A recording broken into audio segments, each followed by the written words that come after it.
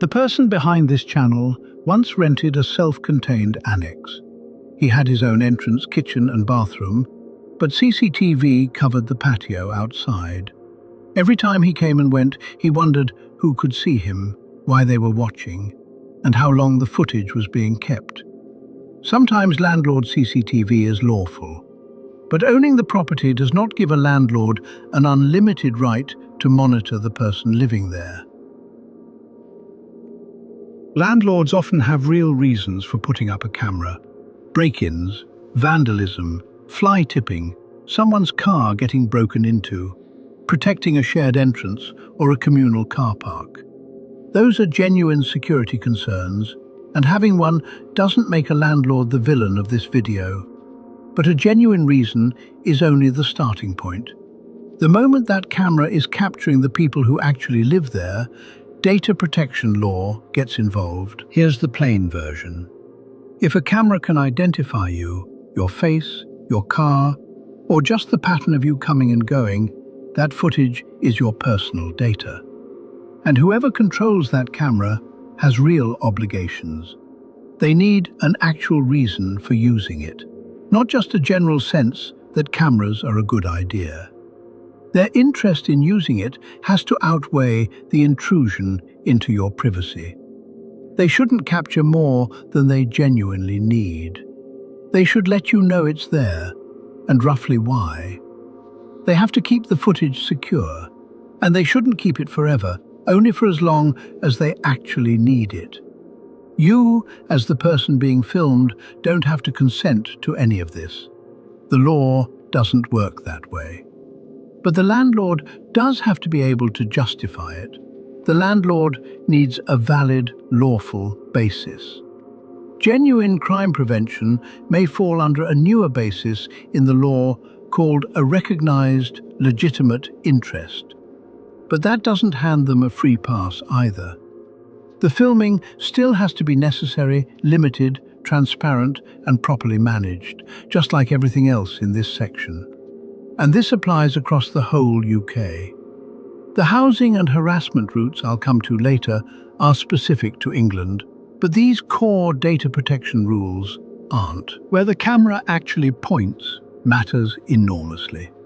A camera covering a genuinely shared entrance or a communal car park used after real security problems is the easiest to justify. Though even then, the landlord still has to follow the rules. A camera aimed at your own private front door starts to raise more questions. A camera covering your own patio or garden, the outside space that's actually yours, is a bigger step again. A camera looking through your windows, or worse, inside your actual home, needs an extraordinarily strong justification. In an ordinary rental situation, there usually isn't one. The closer a camera gets to your private life, the harder a landlord has to work to show it's necessary and proportionate. Audio is a different level of intrusion. Recording conversations, not just images, is far harder for a landlord to justify. In an ordinary residential security setup, the microphone should be switched off by default. There can be exceptional circumstances where audio is used, but they need strong justification and clear transparency, not just a setting someone forgot to turn off. And to be completely clear about the serious end of this, a hidden camera inside private living space, in a bedroom or a bathroom, isn't a data protection technicality. That's a different category of problem entirely. If you ever find one, that's a moment for the police, not a strongly worded letter. Back to that annex. Looking back, there's a lot that would actually need answering before anyone could reach a firm view. What was the camera genuinely there for?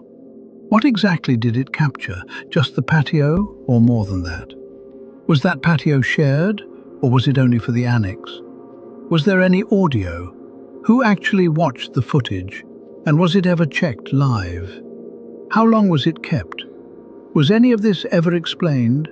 Could the angle have covered less? I don't have clean answers to all of that. What I do know is that simply feeling watched, without knowing the answers to any of it, is exactly the position a lot of tenants end up in. Now, a camera pointed at where you live doesn't, on its own, prove that a landlord is harassing you. The law is genuinely clear about that. But surveillance can become part of something wider. The legal test isn't whether a landlord installed a camera specifically to force you out. It's broader than that. It asks whether their conduct is likely to interfere with your peace or comfort, and whether they know or have reasonable cause to believe that it's likely to make you give up your home or stop you exercising your rights. Monitoring, combined with things like threats, repeated confrontations about your comings and goings, services being cut off, or pressure to leave, is exactly the kind of pattern that test is built to catch. The camera is rarely the whole story. It's the pattern around it that counts. So, if this is happening to you, photograph the camera from somewhere you're allowed to be and note exactly where it's pointing. Check whether there's a sign. Keep your tenancy agreement and think about whether the area is shared or for your use alone. Save any messages that mention your visitors or your movements. Then put your concerns in writing and say clearly that you're making a data protection complaint. Ask who controls this camera, why it's recording, whether it captures audio, who can access the footage, and how long it's kept. If you also want the actual footage that shows you, make a separate request, called a subject access request, and give the date and roughly the time. If you're not satisfied, you can complain to the ICO. If it's tied into a wider pattern of pressure, contact your council, who can prosecute or fine a landlord for harassment or illegal eviction. And if there's ever a threat, violence, stalking, or a hidden camera somewhere intimate, that's the police, straight away. Don't try to disconnect or damage the camera yourself. Get advice instead from shelter, citizens' advice, or a housing solicitor. So, can your landlord watch you on CCTV? Not automatically, and not without limits.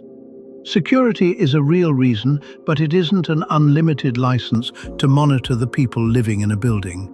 Private spaces, audio, and watching behavior, rather than genuine incidents, all need much stronger justification.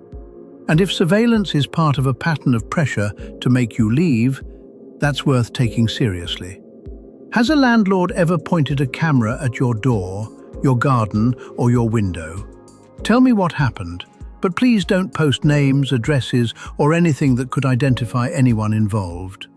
This has been Housing Crisis Guide UK.